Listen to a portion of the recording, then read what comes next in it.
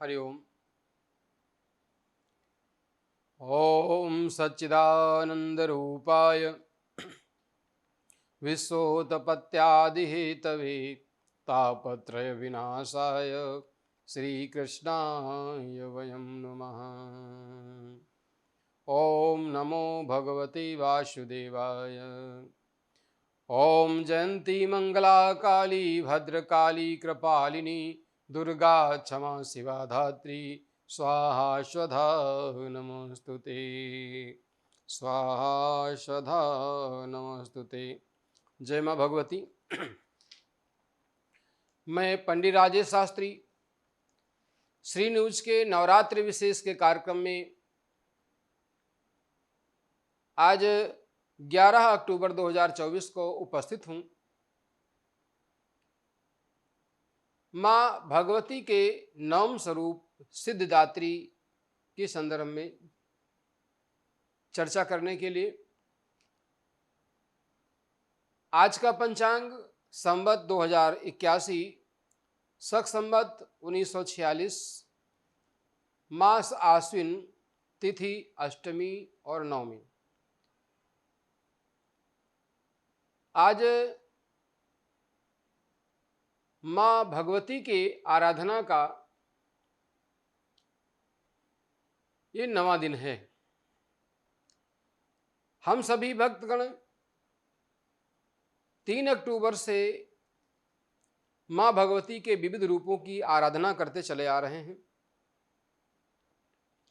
प्रथम दिन से घट स्थापना के साथ में हमने अपने अपने घरों में, मंदिरों में, स्थान विशेष पर जहाँ जिसकी जिस प्रकार की सुविधाजनक अवस्था है, सब माँ भगवती के स्वरूपों की आराधना कर रहे हैं। आप सभी माँ भगवती की आराधना में तन से, मन से और धन से आराधना में रत हो करके माँ भगवती के विविध स्वरूपों की विभिन्न द्रव्य से, विभिन्न प्रकार के पदार्थों से आप उनकी पूजा अर्चना कर रहे हैं।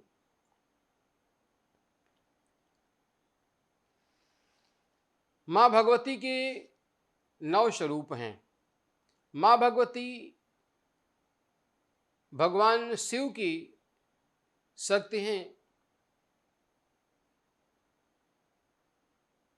जो माँ भगवती सती हैं, वे शिव जी के निर्देश पर सृष्टि के संचालन में होने वाली व्यवस्थाओं के स्थापना करने में, उनको सुचारू रूप से संचालित करने में, शांत स्थापित करने में, आताताइयों का वध करने में उन्होंने जो विविध रूपों को धारण किया है, उन सभी शक्ति के स्वरूपों को हम अलग अलग रूपों में उनकी आराधना और पूजा करते हैं।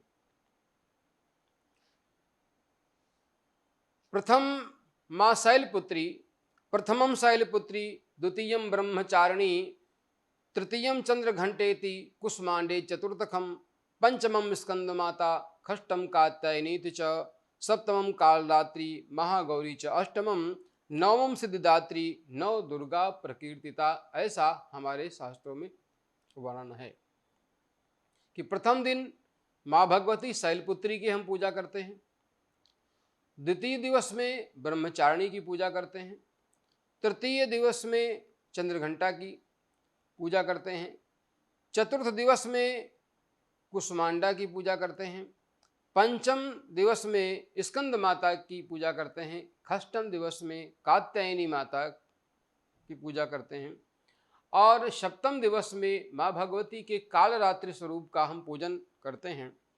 8वें दिन महागौरी का पूजन करते हैं। 9वें दिन सिद्धिदात्री का पूजन करते हैं। ये जो हम आराधना करते हैं 9 दिन में, इस आराधना के फलस्वरूप अपने अपने कामना के अनुसार निष्काम भाव से अथवा सकाम भाव से, जिस भी भाव से हम माँ भगवती की आराधना करते हैं, उस आराधना से प्राप्त होने वाली विभिन्न प्रकार की सिद्धियां और विभिन्न प्रकार की जो हमारी कामनाएं हैं, उनकी पूर्णता के आधार पर हम 9वें दिन सिद्धिदात्री का पूजन और व्रत करते हैं। माँ भगवती सिद्धिदात्री सब प्रकार की शक्तियों का वह स्वरूप है कि जिनकी कृपा प्राप्त होने के पश्चात हमें सब प्रकार की जो हमारी मनोकामनाएं हैं वो पूर्ण हो जाती हैं, सब प्रकार से हमें लाभ प्राप्त होता है। जिस किसी अवस्था में जहाँ कहीं भी किसी कारण से भय आदि की स्थिति होती है, उससे हम मुक्त हो जाते हैं। माँ का यह स्वरूप समस्त प्रकार की सिद्धियों को देने वाला है। आपने पहले सिद्धियों के बारे में सुना था। जो भक्तगण श्री न्यूज के नवरात्रि विशेष के कार्यक्रम को नित्य देख रहे हैं, उन्होंने सुना भी होगा। जो नहीं देख रहे हैं, उन्होंने अन्यत्र भी पढ़ा होगा, उसके संबंध में जानते भी हैं। 8 सिद्धियां जिनको लेकर के अलग अलग ग्रंथों में उनके विषय में बताया गया है, उनके संबंध में चर्चा की गई है। 8 प्रकार की सिद्धियां, 9 प्रकार की निधियां, ऐसा हमारे शास्त्रों में वर्णन है। 8 प्रकार की सिद्धियों में अणिमा, महिमा, गरिमा, लघिमा, प्राप्ति, प्राकाम्य, ईशत्व और वशित्व, ये 8 प्रकार की सिद्धियां हैं। तो जो साधक माँ भगवती की आराधना करता है, उसे यह सिद्धियां प्राप्त हो सकती हैं यदि वह साधना नियमानुसार, शास्त्र में बताए गए अनुसार, शास्त्र में की गई व्यवस्था के अनुसार, हमारे ऋषियों के द्वारा जो निर्देश किया गया है, जो परंपराएं स्थापित की गई हैं, बनाई गई हैं, उनके अनुसार हम करते हैं। इन सिद्धियों को प्राप्त होने के बाद मनुष्य को सृष्टि में कुछ भी ऐसा नहीं है जो अगम्य हो, अर्थात सब तक उसकी पहुंच हो जाती है, सब कुछ उसे प्राप्त हो सकता है। ब्रह्मांड में विजय प्राप्त करने की क्षमता उस साधक को आ जाती है जो साधक माँ भगवती के इन समस्त स्वरूपों की आराधना करता है। माँ भगवती की आराधना अलग अलग रूपों में हम करते हैं। कहते हैं कि जब माँ भगवती की आराधना के लिए हम चित्रपट को अथवा विग्रह के सामने बैठते हैं, तो उस विग्रह के अनुसार, उसके स्वरूप के अनुसार जो माँ भगवती का प्रभाव है, उनकी आराधना पूजा करने से हमें प्राप्त होता है। माँ भगवती सब प्रकार के जीवों में निवास करती हैं, शक्ति संपन्न हैं, और शक्ति ही सृष्टि के संचालन का आधार है।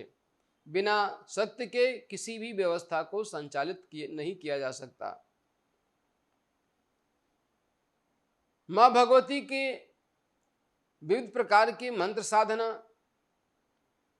यंत्र साधना, तंत्र साधना अलग अलग प्रकार से करते हैं।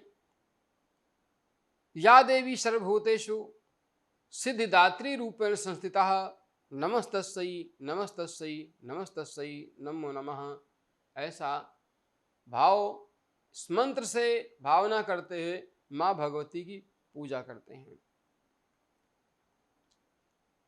माँ सिद्धिदात्री का वाहन सिंह है, आसन कमल है, कमल का पुष्प है। जैसा कि आप सभी सुनते हैं, जहां सिंह पराक्रम और वीरता का प्रतीक है, वहीं उसे धर्म का स्वरूप भी माना जाता है। ऐसा माँ भगवती की आराधना के संबंध में हम सुनते हैं और उसको समझते भी हैं। जब हम कोई साधना करते हैं, किसी की आराधना करते हैं, तो उसमें कई विषय होते हैं जिनको हम समझने का प्रयत्न करते हैं। कभी कभी उस विषय से संबंधित कारण को लेकर के होने वाले प्रकरण के संबंध में कुछ संशय भी होता है। उस संशय की निवृत्ति के लिए हम अपने श्रेष्ठ जनों से कुछ पूछते हैं, समझने का प्रयत्न करते हैं। यदि हम व्रत पर्वों के निर्णय से संबंध में विषय पर विचार करें तो व्रत और पर्वों के निर्णय के आधार जो हैं वो तिथि मान के अनुसार और समय विशेष, दिन विशेष, नक्षत्र तिथि आदि के अनुसार जो घटनाक्रम है उसके अनुसार ये तिथि पर्व मनाए जाते हैं। शारदीय नवरात्रि आश्विन मास के प्रथमा तिथि से लेकर के नवमी तक मनाया जाता है। कभी कभी तिथियों की विसंगति होती है कि ज्योतिष शास्त्र की गणना के अनुसार हम सौरमान और चंद्रमान दो के आधार पर गणना करते हैं। सौरमान अर्थात सूर्य के आधार पर, चंद्रमान के आधार पर अथवा चंद्रमा के आधार पर। अगर हम चंद्रमान के आधार पर तिथि की गणना करते हैं तो ये देखने में आता है कि चंद्रमा एक राशि पर 2.25 दिन चलता है और एक राशि पर चंद्रमा का भोग 2.25 नक्षत्र का है। चंद्रमा की प्रकृति शीतल है और शीघ्रगामी है, अर्थात जल्दी जल्दी चलता है। और ज्योतिष शास्त्र के अनुसार चंद्रमा का स्वयं का कोई बल नहीं है। चंद्रमा जितना पक्ष बल में बलवान होता है वही उसका बल है। और चंद्रमा की जो चाल है सौरमंडल में वो कभी तीव्र होती है, कभी मंद होती है। इस स्थिति के कारण तिथि का घटना बढ़ना भी संभव होता है। इस बार में जैसे प्रथमा तिथि से लेकर के कल नवमी तक कुछ पंचांगकर्ताओं ने चंद्रमा के मान को बढ़े हुए होने के कारण चतुर्थी तिथि को बढ़ा हुआ माना। उस कारण से कल जिस दिन हम सिद्धिदात्री का व्रत रख रहे हैं उस दिन अष्टमी और नवमी दोनों का संयोग हो रहा है, ऐसी व्यवस्था है। अब साधकों में जो पूजा अर्चना कर रहे हैं, जो व्रत रह रहे हैं वे और भी, इसमें एक प्रकार का भ्रम है कि हम अष्टमी का व्रत किस दिन रहें, क्योंकि कुछ ऐसे भी हैं जो नवरात्रि 9 दिन का व्रत रखते हैं, कुछ ऐसे हैं कि जो प्रथम दिन भी रहते हैं और फिर अष्टमी को व्रत रहते हैं। तो जो प्रथम दिन से रह रहे हैं उनको उसी क्रम में, जिस क्रम में माँ भगवती के स्वरूप को पूजा करने का विधान बताया गया है उसके अनुसार उनको पूजा करना है। उसमें उनको किसी भी प्रकार का कोई परिवर्तन करने की आवश्यकता नहीं है। वो प्रथम शैलपुत्री से लेकर के सिद्धिदात्री तक के जो भी व्रत के विधान हैं, जो भी व्यवस्था है, जो उनके विविध स्वरूप हैं, उनको प्रत्येक दिन वो पूजा करेंगे।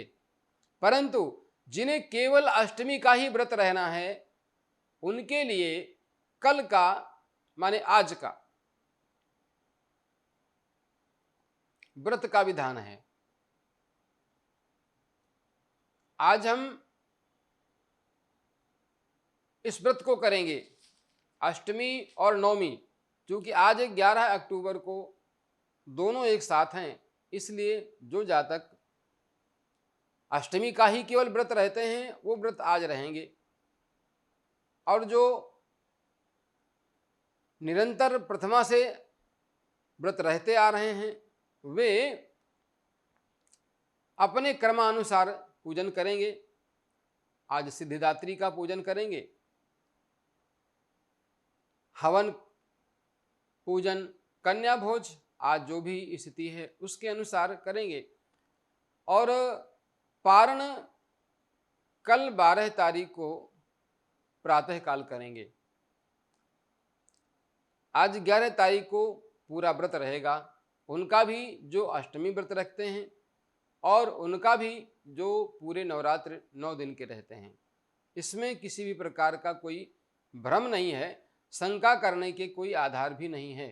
दूसरा एक विषय है कि हम तिथि वार नक्षत्र आदि का आधार तो मानते ही हैं, साथ में एक गणितीय परिप्रेक्ष्य है, दूसरा धार्मिक परिप्रेक्ष्य है।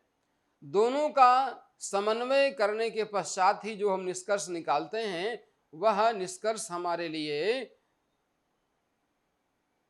आगे की स्थिति का निर्णायक होता है और उसी के अनुसार हम उसके व्रत आदि को करते हैं। तो इसमें भ्रम की कोई गुंजाइश नहीं है। इसलिए भ्रम में न पड़ करके हम सभी जो क्रम है उस क्रम के आधार पर ही हम व्रत आदि को करें। इसमें किसी प्रकार का कोई संशय करने की आवश्यकता नहीं है, भ्रम में रहने की आवश्यकता नहीं है। आज पुनः एक बार मैं आपको स्मरण दिला दूं कि जो भक्त केवल अष्टमी का व्रत रहते हैं उनका व्रत आज रहेगा और आज ही नवमी का रहेगा। लेकिन जो भक्तगण प्रारंभ से पूरे नवरात्र रह रहे हैं वह उसी क्रम में पूजन करेंगे जिस क्रम में मां भगवती की पूजा आराधना की जाती है।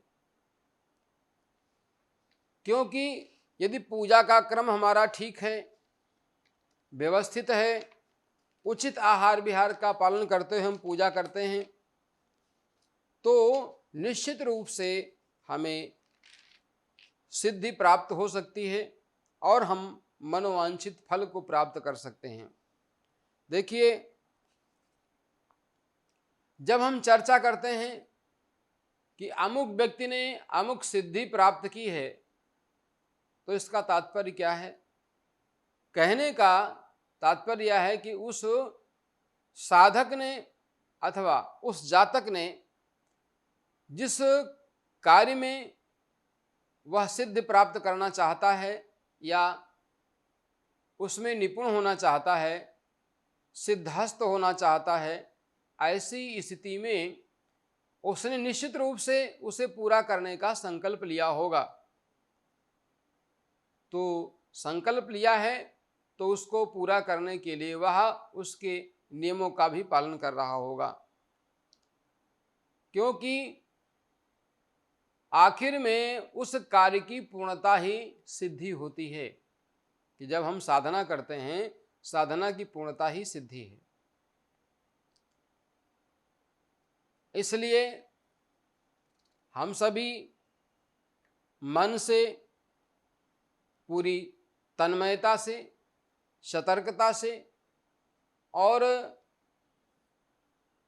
नियम संयम के आधार पर हम सभी माँ भगवती की आराधना करें।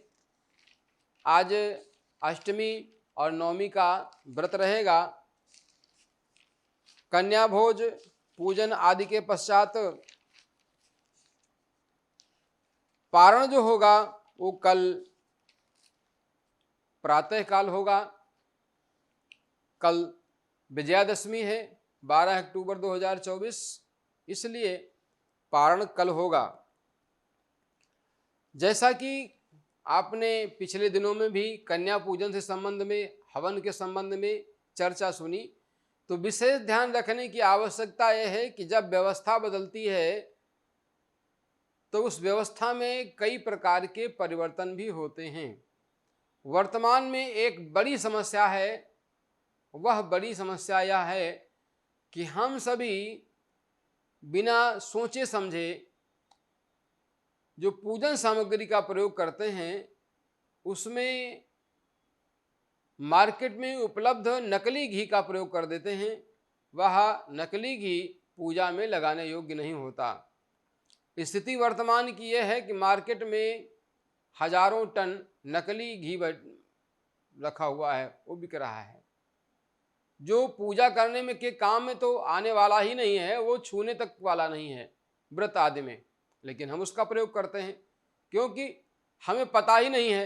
आप विचार करिए कि जो शुद्ध घी 600 रुपये, 700 रुपये, 800 रुपये प्रति किलो मिलता है, वो घी आपको 200 रुपये में कहाँ से मिल जाएगा, 250 रुपये में कहाँ से मिल जाएगा। वह सब अखाद्य पदार्थ है, इसलिए भूल करके उस घी का पूजा में हवन में प्रयोग न करें।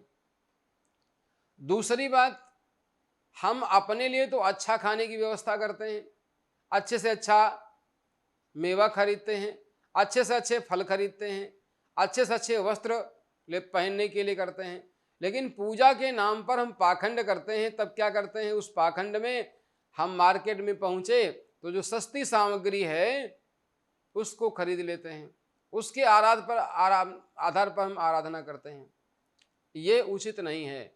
इसलिए ध्यान से, सावधानी पूर्वक अच्छी हवन सामग्री, शुद्ध घी का प्रयोग करें, शुद्ध पूजन सामग्री का प्रयोग करें। यदि आपको इन नवरात्रों में किसी को वस्त्र आदि दान देने का संकल्प आपने किया है तो आप ऐसे वस्त्र दें जिनको आप स्वयं पहन सकते हो। ऐसा नहीं है अरे पंडित जी को तो ही देना है, जैसा चाहो ऐसा दान कर दो, ऐसा नहीं है। क्योंकि ये दान कर्म जो है इस कलयुग में विशेष रूप से प्रभावी है। जैसा आप दान करेंगे वैसा ही आपको मिलने वाला है, ये ध्यान में रखिएगा। ऐसा नहीं जो आप मनमानी करेंगे, धर्म में मनमानी नहीं चलती, उसका जो आधार है उसे मानना पड़ता है, उसकी मर्यादा का पालन करना पड़ता है। इसलिए हवन करें शुद्ध सामग्री से। पुनः एक बार मैं उन सभी भक्तों को स्मरण दिलाना चाहता हूं जो आज के दिन पूरी दुर्गा सप्तशती का हवन करते हैं।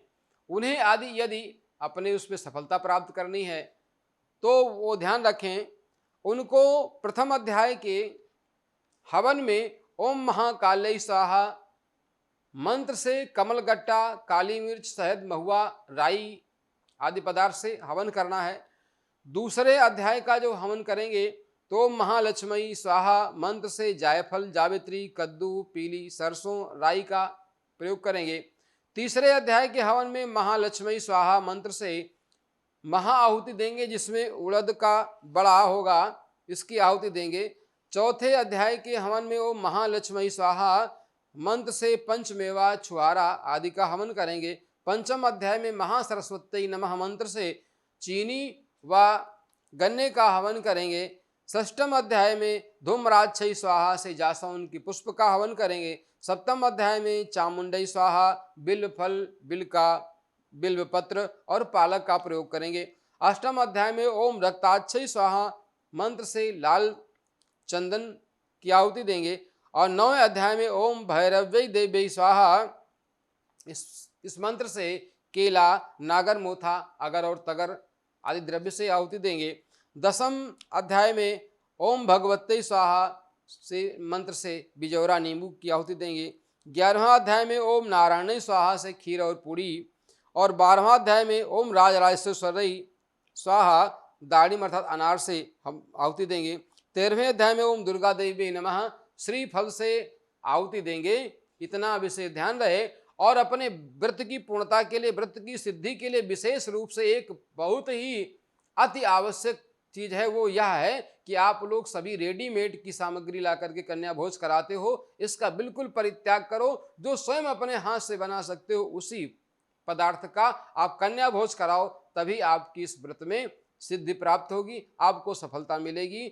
आज के दिन में पंडित राजेश शास्त्री सी न्यूज के नवरात्रि विशेष कार्यक्रम में आपके समक्ष प्रस्तुत था सिद्धिदात्री के इस 9वें दिन के व्रत के संबंध में कुछ चर्चा को लेकर के पुनः उपस्थित होंगे। जय श्री राधे, जय श्री श्याम।